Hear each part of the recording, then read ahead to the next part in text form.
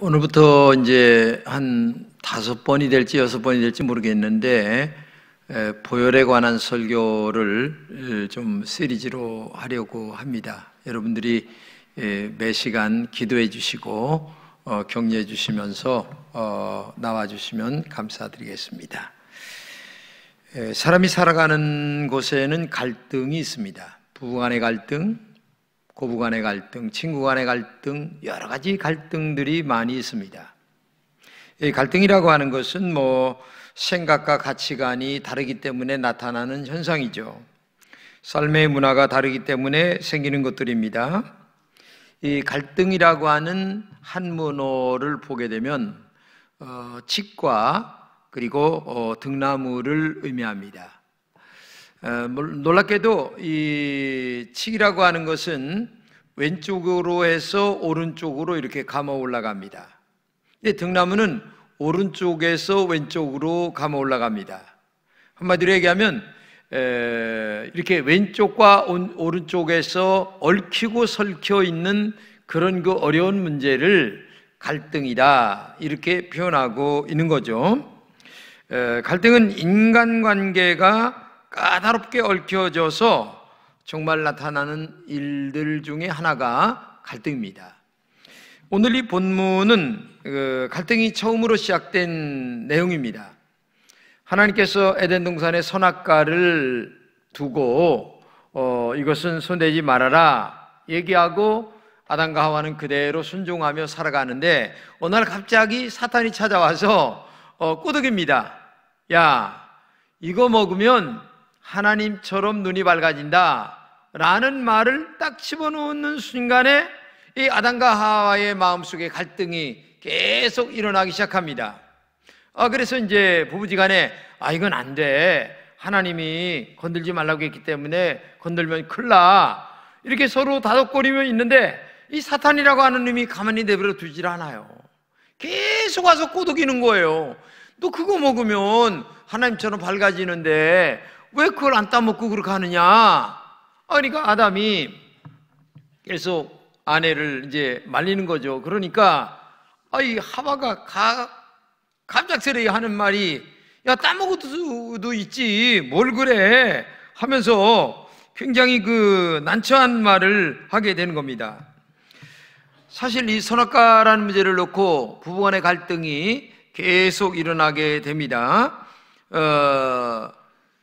사탄은 계속 꼬드기고 그리고 또 신앙과 양심은 따먹으면 안 된다고 하는 소리가 계속 들려오고 이런 그 마음의 갈등이 계속 일어나게 되죠. 그런데 어느 날 가정의 평화를 위해서 아담이 고민을 많이 하다가 아이고 그래 하나님이 그래도 우리 가정이 중요하지 하면서 허락을 함으로 말미암아 아담과 하와가 따먹게 되죠.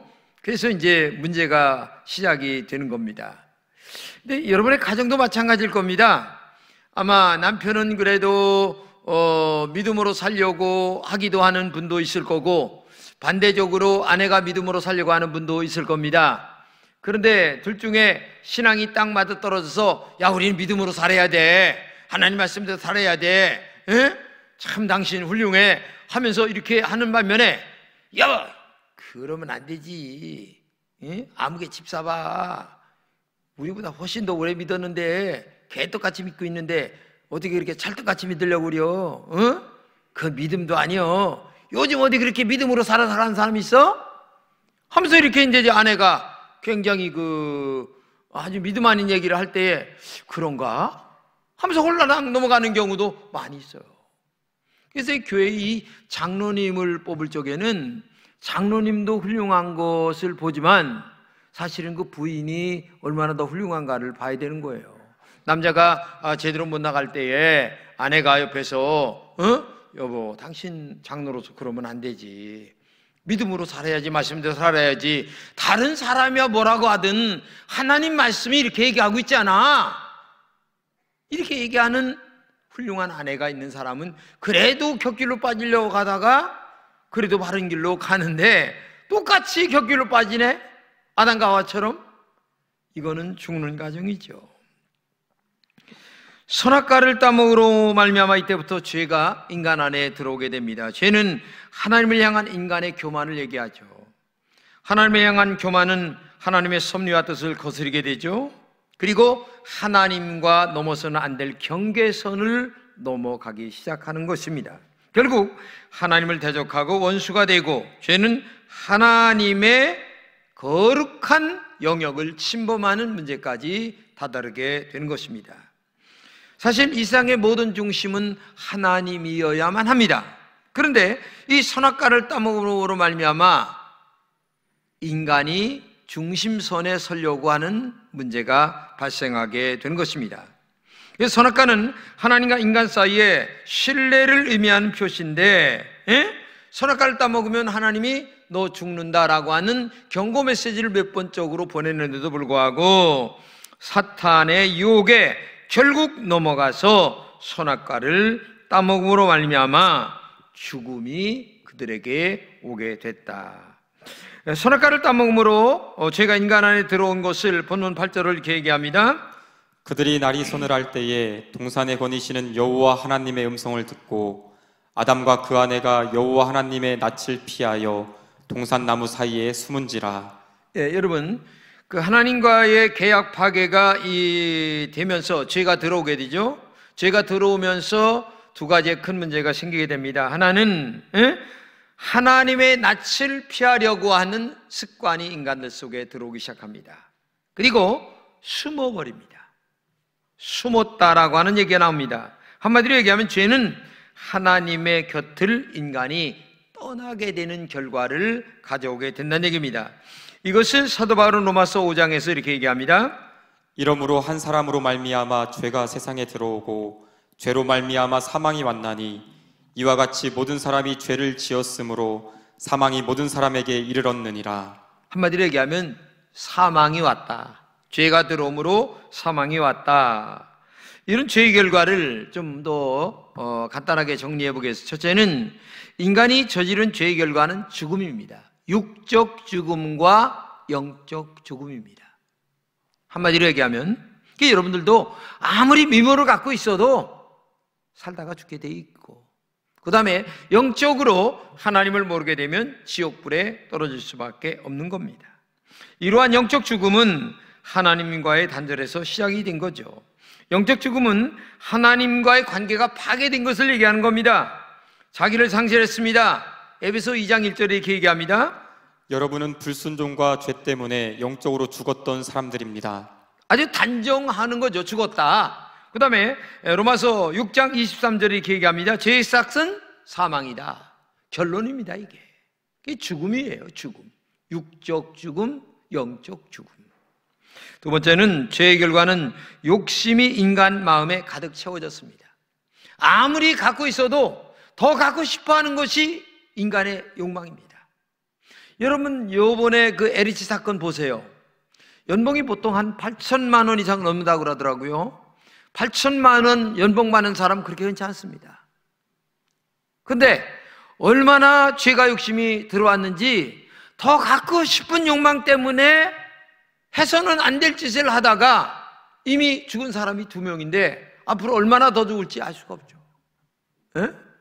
이게 인간이 죄가 들어오면서부터 가슴 속에 들어온 죄에 대한 욕망, 더 갖고 싶은 욕망, 소유욕에 붙잡혀 살아가는 것이 인간이란 얘기입니다. 이런 인간은 자기 모습과 상실된 질곡 속에서 욕심의 노예로 살아갈 수밖에 없는, 즉 스스로 자기 손에 쇠사슬을 차고 마는 그런 인간이 되고 말았다라고 하는 사건을 보게 되는 것입니다. 실제는 진정한 자유의 상실입니다. 죄를 지음으로 인간이 하나님과 단절되었습니다. 그래서 굉장히 자유를 만끽하는 것 같았어요. 그런데 타락한 인간은 자기 마음대로 사는 것 같았지만 실상은 죄의 노예 속에 매이다 보니까 자유인 것 같지만 죄의 노예가 더 커지게 됐어요.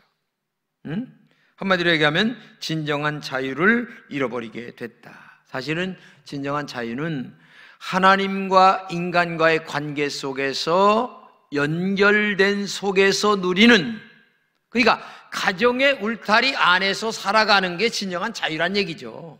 그러니까 하나님의 울타리 안에서 살아가는 게 진정한 자유란 얘기입니다. 그러니까 방종된 자유는 울타리가 없이 살아가는 게 방종된 자유 아니겠습니까? 그거는 죽음이죠. 그러니까 한마디로 얘기해서 선 안에서 놀아야 되는데 그렇잖아요. 고기가 물속 안에서의 자유를 누릴 수 있는 거지 물 밖으로 나와서 무슨 자유를 누리게 수 있겠습니까? 지금 이 자유가 그런 자유라는 얘기입니다. 물 밖으로 뛰어나온 자유.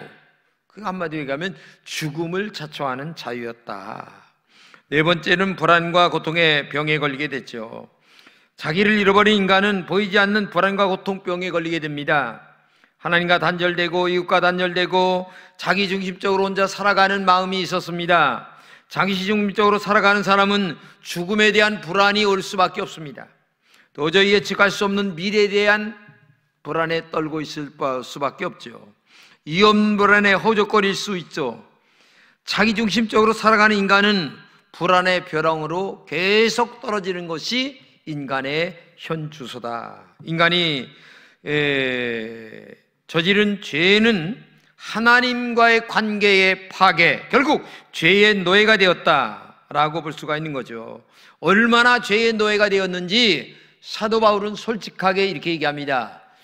야, 누가 나를 이 사망의 몸에서 나를 건져낼까? 이렇게 고백을 하고 있어요. 한마디로 얘기하면 겉으로는 표시가 안 납니다. 근데 자기 내면의 세계에서 굉장히 자유로운 것처럼 보이지만 마음속 한 구석에서 짓고 있는 죄는 내가 생각해도 너무 더러워서 이 사망의 몸에서 누가 나를 건져낼까라고 하는 아주 질곡의 고통의 소리를 지르고 있는 것이 사도 바울의 모습이에요. 근데 겉으로 표시는 안 나지만 인간 안에 이런 마음들이 다 있다는 겁니다. 누구에게나 다 인간 속에. 이게 바로 죄 속에서 죽음을 자초한 인간의 내면의 현 주소라고 하는 사실을 알아야 되겠습니다. 근데 이렇게 죄로 멸망에 빠지는 아담과 하와에게 하나님께서는 아주 놀라운 치료 처방 하나를 내리십니다. 본문 21절입니다. 여호와 하나님이 아담과 그의 아내를 위하여 가죽옷을 지어 입히시니라. 자, 아담과 하와가 선악과를 따먹고 나서 처음 느낀 것은 부끄러움을 알았다는 얘기입니다. 그래서 나뭇잎으로 부끄러운 것을 가렸는데 나뭇잎은 뭐 하루도 안 가서 말라버리고 또 만들어 오면 또, 그러니까 한마디로 얘기하면 죄라고 하는 것은 계속 인간의 내면 속에서 들춰지길 수밖에 없는, 그러니까 우리의 더러운 부끄러움이 계속 드러날 수밖에 없는 것이 인간이라는 얘기죠. 인간의 노력으로는 죄를 가릴 수가 없다. 한마디로 하나님은 계속 드러나는 부끄러운 것을 어떻게 처리해 줄까? 저 부끄러운 죄를 가려주긴 가려줘야 되겠는데 고민 끝에 짐승 한 마리를 잡습니다. 짐승 한 마리를 잡아서 피를 흘리게 만들고 그리고 짐승의 가죽옷을 입혀서 더러운 곳을, 부끄러운 곳을 가려주었다라는 얘기입니다. 이 가죽옷이라고 하는 것은 동물이 죽어야 되는 거죠.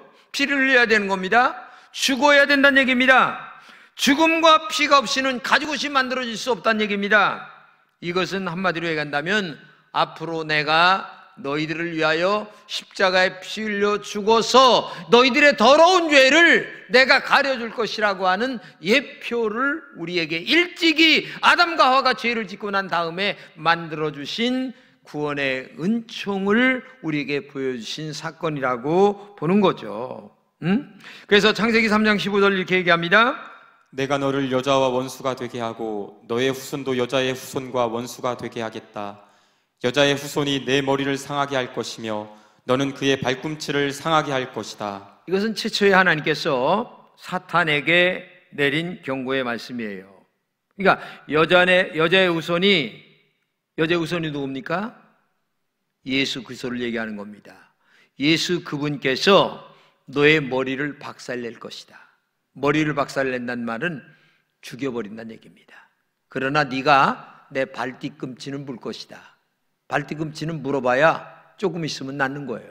한마디로 얘기해서 십자가에 피 흘려 죽는 사건을 있을 수 있겠지만은, 그러나 그로 말미암아 너의 머리를 박살내서 완전 끝내버리고 모든 인류를 죄악에 건져 천국에 보내겠다고 하는 예표를 지금 이 사건 속에서 우리에게 말씀해주고 있는 것입니다. 그러므로 본문 20절에 이런 말씀을 하시면서 이 하와의 이름의 뜻을 우리에게 주십니다. 아담이 그의 아내 이름을 하와라 불렀는데, 그 하와라는 이름의 뜻이 뭐냐?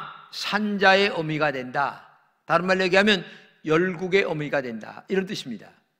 여러분, 하와가 누굽니까? 죄인입니다. 죄인 중에 괴수입니다. 처음 죄를 들여오게 한 아주 장본인이니까. 그런데 이 장본인 된 아담과 하와에게 열국의 어미, 열국의 아비를 만들어준다는 얘기입니다. 한마디로 얘기하면 생명을 새롭게 탄생시키는 귀한 열국의 어머니로 너를 만들어주겠다. 다른 말로 얘기한다면 너가 새로운 생명들을 낳는 영적 어머니가 될 것이다. 그러면서 그에게도 가죽옷을 또 입혀주시죠. 이거 한마디로 얘기한다면 아담과 하와에게 그렇게 죄를 졌는데도 그 부끄러운 죄를 가리게 만들어주는 예수님의 보혈을 그 모든 사람들 속에, 아담과 하와 속에 아주 그냥 발라주시는 거죠. 한마디로 얘기하면 입혀주시는 거죠. 결국 죄인이 가죽옷을 입어서 하나님의 영생하는 생명을 낳는 어머니가 되었어요. 보혈의 은혜로 죄인이 인간을 구원하시는 하나님의 십자가 은혜를 처음으로 보여주시는 것을 예표해 주시는 내용이란 얘기입니다. 제가 생각할 때에 이런 생각이 들었어요. 야, 하나님이 최초의 선교사이시다. 죄로 말미암아 죽을 수밖에 없는 이 아담과 하와에게 예수님의 십자가 보혈을 가죽옷을 입혀주면서 구원해 주시는 그 은혜를 허락하신 최초의 선교사가 하나님이시다 하는 생각을 제가 가져보게 됐어요. 왜? 아담과 하와를 보혈로 말미암아 구원해 주시는 은혜를 허락하셨기 때문에 그렇죠. 다시 말하면 가죽옷은 예수님께서 죄인들에게 십자가에 걸리신 보혈로 만든 영생하는 옷을 입혀주신 것을 처음으로 예표로 보여주신 것이란 얘기입니다. 우리가 죄와 사망에서 구원받을 수 있는 길은 오직 예수님의 보혈로 말미암아 구원받을 수 있다고 하는 사실을 우리에게 처음으로 알려주신 사건이 이 사건이다. 여러분은 지금 이 십자가 보혈의 옷을 입으셨다면 정말 진심으로 감사하는 마음을 가져야 될 줄로 믿습니다. 어린아이가 놀다가 넘어져가지고 무릎에 상처가 났어요. 피가 철철 흘러요. 그래서 어머니는 어떻게 이 아이를 고칠까 생각을 하다가 옛날서부터 내려오는 전통적인 된장을 바르면 피가 멎는다더라. 그래서 이제 된장을 무릎 상처난 데다 발랐어요. 조금 멎는 듯 하는데 또 나오고 그래서 또 된장 바르고 또 이렇게 해도 잘 안 나. 근데 그날 밤에 자는데 하나님이 꿈에 나타나셔서 된장 바르지 말고 밴드를 발라 이렇게 말씀하시는 거예요. 그래가지고서 그러면 하나님이 밴드를 발라라 하니까 데일 밴드를 사가지고 발랐어요. 근데 이게 웬일입니까? 데일 밴드를 사서 발랐더니만은 피가 그냥 감쪽같이 멈춰졌네. 며칠 가니까 상처가 안 물었네. 피가 안 나. 애도 잘 걸어. 이거 대단한 능력 있다. 엄청나다. 그래서 이제 데일밴드를 딱 떼었어. 그래도 멀쩡하게 잘 걸어 다녀. 그러니까 그날 밤에 하나님이 또 나타나셔. 너 왜 데일밴드를 떼었냐? 아니 애가요 잘 걸어요. 엄청나게 잘 걷고 뛰기도 하고 잘하고 그래서 그냥 혼자 잘 걸어서 떼었어요. 너 데일밴드 떼면 안 돼. 나는 그 밴드 때문에 피 상처 안 보는 거지 밴드 띄면 상처는 또 나는 거야. 상처가 또 나서 또 아파지는 거야. 내가 보는 것은 밴드만 보는 거지 상처를 보는 게 아니야. 그렇기 때문에 밴드 또 발라. 아니 안 났는데도 다 났는데 또 발라요? 그게 밴드가 중요한 거야. 밴드 때문에 내가 모든 것을 용서하는 거야. 피가 안 나게 하는 거야. 그래서 밴드 안 발랐는지 발랐는지는 모르겠고, 제가 어느 글에서 이런 글을 보면서 그렇구나. 예수님이 우리를 보실 때에 뭘 보실까? 학벌 보실까? 미모 보실까?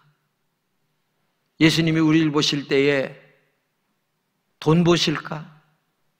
그런 거 전혀 안 보시고 오직 네가 믿음으로 고백하는 예수 그리스도의 십자가의 보혈의 은혜만을 나는 볼 뿐이야. 은혜가 없으면 너는 나하고 상관없어. 십자가의 보혈이 너의 머리끝부터 발끝까지 고백되는 신앙의 그 신앙 고백 하나를 보고 너를 구원할 뿐이지. 내가 널 뭘 보고 구원하겠냐? 네가 나한테 의로우면 얼마나 의롭고, 배우면 얼마나 배웠고, 가졌으면 얼마나 가졌고, 내가 목숨을 버리면서 가죽을 찢으면서 피를 흘리면서 너를 위하여 그 더러운 죄를 씻기 위하여 발라준 그 밴드 때문에 내가 너를 용서할 뿐이지 아무것도 없어. 그러기 때문에 너는 다시 밴드를 발라야 되는 거야 라고 하는 것을 우리가 알아야 됩니다. 십자가 보혈의 옷 안에 인간의 육체는 수치스러운 죄를 가려질 뿐입니다. 다른 말로 하면 선악과 따먹은 죄는 영원히 우리 안에 남아 있습니다. 하나님은 예수님의 보혈 때문에 우리의 죄를 용서하실 뿐입니다. 눈을 감아주실 뿐입니다. 예수님의 십자가 보혈에 더러운 우리의 죄를 덮고 있을 뿐이란 얘기입니다. 우리의 모든 죄를 은혜로 덮은 십자가 보혈 때문에 우리가 하나님 앞에 의로움을 갖고 나올 뿐이지, 인간이 지은 학벌, 돈, 명예, 세상의 어떤 것을 보고 하나님이 우리를 천당에 보낼 수 있는 조건이 뭐냐 이거예요. 아니야. 나는 너희들이 바르고 있는 십자가 보혈의 밴드 하나만을 본다. 여러분 이걸 알아야 돼요. 그렇기 때문에 어떤 경우에도 예수님이 십자가에서 죽으시고 흘리신 보혈의 은혜를 날마다 고백하는 여러분 되시기를 축복합니다. 십자가 보혈 때문에 우리는 하나님 앞에 설 수 있을 뿐입니다. 그리고 십자가 보혈 때문에 하나님이 우리를 축복하시는 겁니다. 만약에 가지고 것이 없다면 우리는 여전히 지옥불에 떨어질 죄인의 괴수일 뿐입니다. 인간이 만든 옷은 여전히 우리의 죄를, 부끄러운 것을 계속 드러낼 뿐이에요. 왜? 하루도 안 가서 말라버리는데 인간이 의로움은 하루도 안 가서 말라버려서 죄가 또 드러날 뿐이라는 것을 우리가 알아야 된다는 얘기예요. 그러므로 가죽옷을 입혀주신 십자가 보혈의 은혜 안에서 오늘을 감사하며 사는 여러분 되시기를 축복합니다. 날마다 찬양하시기를 바랍니다. 십자가의 은혜가 얼마나 큰가, 이 가죽옷의 은총이 얼마나 나를 하나님의 의로운 사람으로 인도하여 하나님의 자녀가 되게 하신 이 은총, 하나님은 내 영혼 속에 발려진, 고백으로 발라진, 믿음으로 발라진 십자가의 보혈의 은혜만을 지금도 보고 계실 뿐이지 다른 것은 전혀 보지 않는다는 거예요. 그렇기 때문에 이 은혜가 얼마나 큰 은혜냐. 지금 사순절 기간입니다. 주님의 고난을 생각하는 기간입니다. 여러분들이 이 사순절을 지나면서 무엇을 다시 한번 마음속에 생각하시겠습니까? 여러 가지가 많이 있겠죠. 그러나 오직 한 가지, 나를 위하여 이 가죽을 찢으신 예수님의 십자가의 은혜, 그리고 흘리신 그 보혈의 은총, 그리고 내 믿음으로 고백되어서 내 영혼 속에 발라진 보혈의 은총을 지금도 생각하면서 하나님 은혜 감사합니다. 십자가 은혜 감사합니다. 오늘도 그 감격적으로 살아가는 신앙 고백이 분명한 여러분 되시기를 진심으로 축복합니다. 기도하겠습니다. 하나님 감사합니다. 우리 금천의 모든 성도들에게 진정한 믿음의 고백이 있게 하여 주옵소서. 십자가의 보혈의 고백이 우리에게 있게 하여 주옵소서. 성령으로 고백하게 하여 주옵소서. 믿음으로 고백하게 하여 주옵소서. 그리하여 오늘도 성령으로 인한 십자가 보혈이 우리의 머리끝서부터 발끝까지, 우리의 양심까지, 우리의 신앙 고백까지 다 발라줘서 오직 하나님의 은혜입니다. 오직 하나님의 축복입니다. 오직 하나님의 은총입니다 라고 하는 이 신앙 고백이 우리 안에 있게 하여 주시옵소서. 날마다 보혈만 내세우고 보혈의 은혜만을 감사하는 하나님의 종들이 되게 하여 주시옵소서. 예수님의 이름으로 축복하며 기도드립니다. 아멘.